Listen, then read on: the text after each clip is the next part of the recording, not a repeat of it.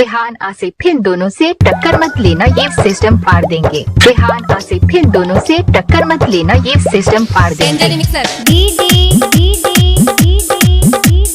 आसिफ भाई गाँव तेरा खुर्द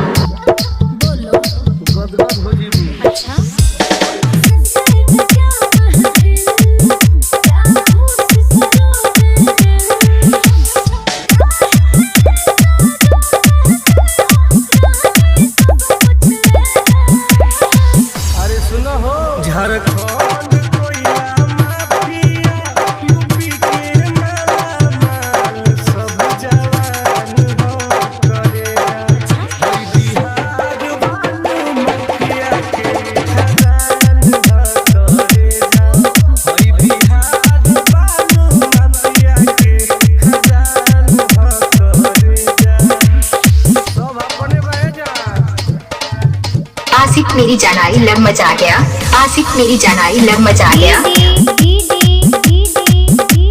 डीजे आसिफ अली गाँव टेरा खुर्द जिला बाराबंकी। डीजे आसिफ अली गाँव टेरा खुर्द जिला बाराबंकी। डीजे आसिफ अली गाँव टेरा खुर्द जिला बाराबंकी।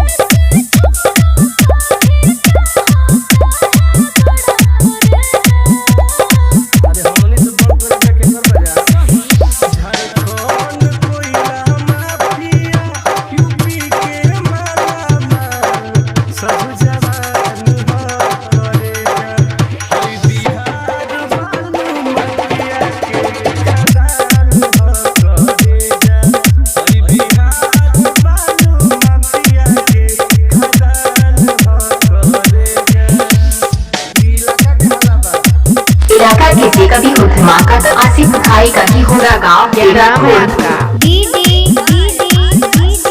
इलाका किसी का भी हो धमाका तो आसिफ भाई का ही होगा गाँव टेरा खुर्द। इलाका किसी का भी हो धमाका तो आसिफ भाई का ही होगा गाँव टेरा खुर्द।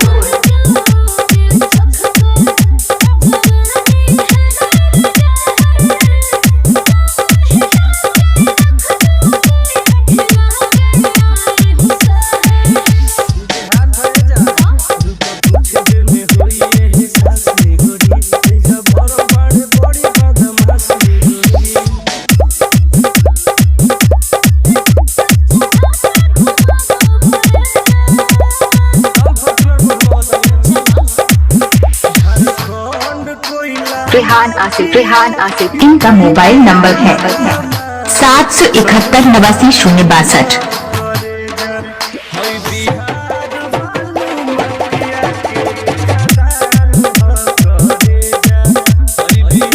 आई लव यू मेरी जान आसिफ, आई लव बाबू। रेहान आसिफ तुम दोनों मेरी जान हो।